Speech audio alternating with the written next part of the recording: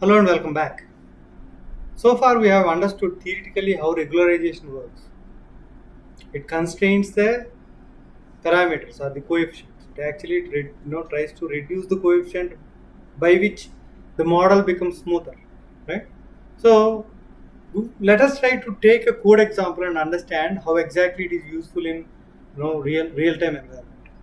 So we will actually do regularization and do feature selection also. Regularization is one of the techniques to do automated feature selection. ML helps you in select best features. The features with coefficient 0 are not important. The features with some coefficient or bigger numbers are important. That's the key here. So I have imported all the modules which are needed, right? And then I have taken a new data set here, cleaned up house price data set. The data set is present in Kaggle. It is called as advanced regression housing price data set. You can download that and apply EDA and create these data sets. We have done the EDA and created clean train set and clean test set. That means all the nulls have been eliminated, all the quality issues have been cleaned up, and we have created one hot label encoding. Everything is done. It's a neat clean data set, and we are importing them to two data frames: train data set and test data set. And if you look at the head, there are many features there. Around 100 columns are there, out of which one is the target variable, the sale price, and then rest of the 99 are the input features. And the shape is, the train set shape is 1400, so 1100 records, and the test set shape is 288. And there are, these are all the columns. If you look at the columns, these are all normal columns, and if you look at these, the neighborhood is in done. One hot encoding is done on neighborhood. Okay, so we did that ANOVA test and all that stuff, and then decided to go with the one hot encoding. So we have got 99 input features and one output feature. So I am creating a list of input features so that I can split the data horizontally into X and Y. So here I took all the 99 input features into the input features variable, and then splitting the data into train X and train Y. You know all these steps. Now I am doing standard scaling, right? Because I am going to use stochastic gradient descent algorithm with learning rate and the shrinkage parameter. Okay, I'll use some learning rate and make the model converge faster, and then try to play with the shrinkage parameter and make the model work best on train set and test set both. Once after that, I'll select features. We'll see that. So I have taken SGD regressor here. Before applying or passing data to SGD regressor, I standardized my train variables, X variables, input variables, and took that into scaled train X. Okay, now if you look at this, random state I set to 20. Any number you can set to, because random state is just a thing which actually makes the algorithm choose same numbers all the time, right? If it is randomly choosing some numbers, it will choose same numbers all the time, random. And eta 0 I have taken 0.01, this is the default value, and number of iterations I have taken 200.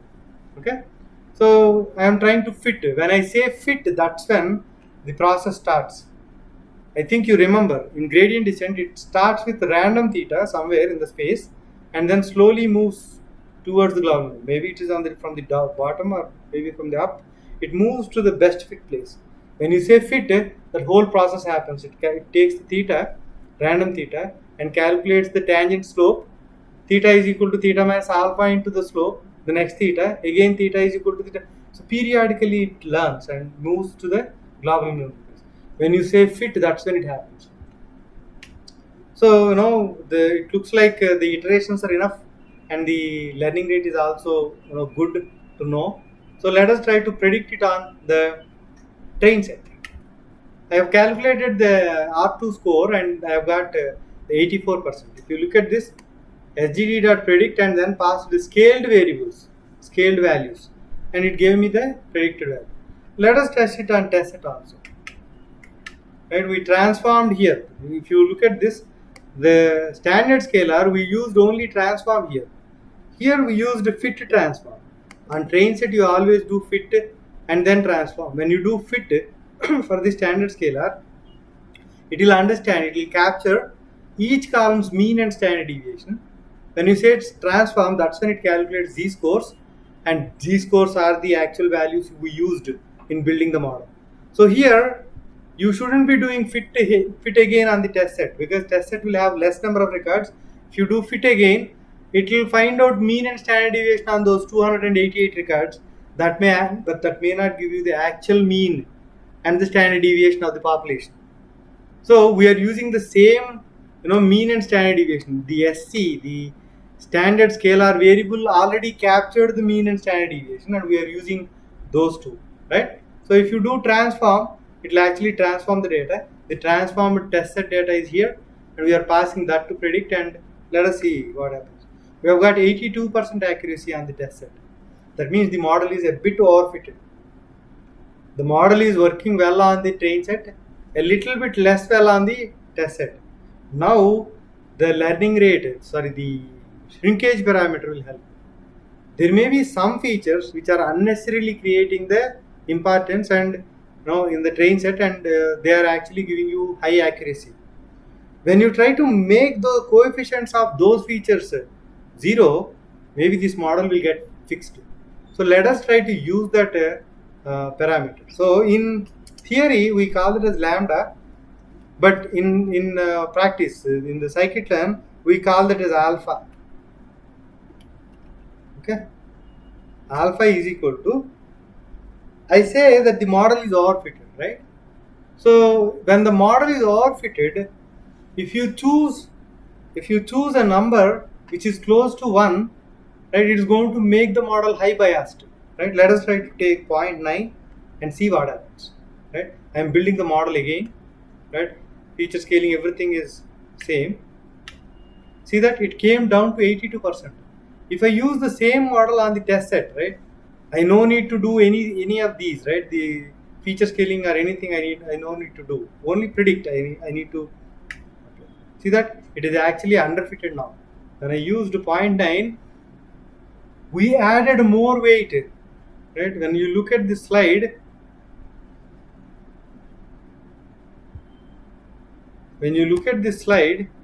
I said that when you add more weight here, the theta will already reduced, and again it's going to reduce more, right? So the thetas, the coefficients got reduced. That's where model became a little weaker in the sense strength got reduced, and the model is not working well. So we need to reduce this. Maybe I'll try with the 0.5, okay? And then calculate. So it maybe improved a little bit, but 0.5 is also not good. I am expecting that the model will work at 84% accuracy on train set, and 84% accuracy I'll get it on test set also. Let us see, maybe 0.3 will work. Right, we have got 83%, and let us see how it works on the test set. So 83.2 and 83.5, it is working kind of okay. So now we played with that alpha, right, a little bit, 8.5, 0.9, 0.3, and you play with this 0.3, 0.2 range, and then find out the range. When you found the range, right, that's when you can use grid set series. In the param grid, you pass maybe 10 numbers between 0.2 and 0.3 and try to build multiple models with cross validation and find the best hyperparameter. So before you use grid set CV, you need to manually use the hyperparameters, change them, trial and error, find out the range, and then you need to use the grid set CV. So this is how you can fix the overfitting. So the model was overfitted with alpha 0.3. The model is working good on the train set and test set both well. So that that part actually is good, right? Now let us see how you can actually do feature engineering or feature selection. Feature selection using this regularization. When I applied regularization, I said some of the coefficients, unimportant features coefficient will become 0, right? If you want to look at the coefficients, you need to say sgd.coef underscore. It is actually showing you all the coefficients here. Some of the coefficients are 0. See this? That means those features are not important. What are those features? To understand, we need to zip the input features and the coefs, because in the same order in which you passed is going to be taken by the model. Wherever the coefficient is 0, I am trying to print and see. So these coefficients are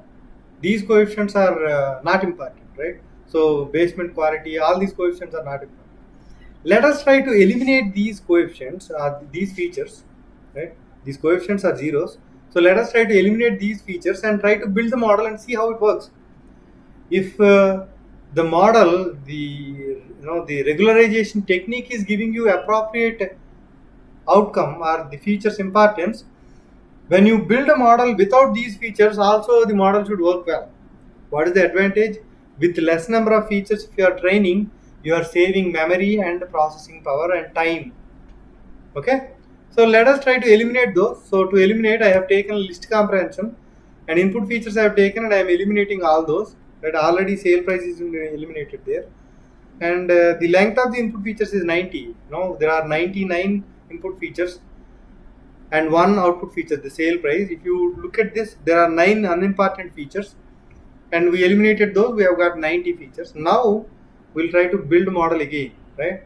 So we have got 84% accuracy, 82%, because here we have used the alpha, the shrinkage parameter, 0.3. That's when it worked well both on train set and test set. Even when we eliminated these features, the model is working well. That means these features are not important. In an automated approach, right, the machine learning is giving you a way to select features. When there are thousands of features, you can actually build models and then try to do feature selection. The feature selection is reliable only when the model is working decent enough. The model is not working decent enough, the pattern itself is not understood, then you cannot use the feature selection given by the algorithm. When algorithm is working decent enough, then only you can use feature selection. In this particular case, we are getting around 84%. It's okay, not a great model, but to understand the concept we used, right? So when first you need to make the model the best, then you need to do feature selection and use the features to build the other models. We will actually try to show the elastic net, lasso and ridge, the classes. We have used the stochastic gradient descent. In itself, we have got all the parameters needed. L1 ratio, the penalty type L2. L2 means ridge, and then the mix ratio, right? Somewhere the mix ratio will be there. Yeah, L1 ratio is the mix ratio, right? So these parameters are there. We can use the individual classes, elastic net, ridge, lasso, or we can use stochastic gradient descent and create the same kind of model there. So we'll talk about that in after explaining what is lasso and what is elastic net. Thank you.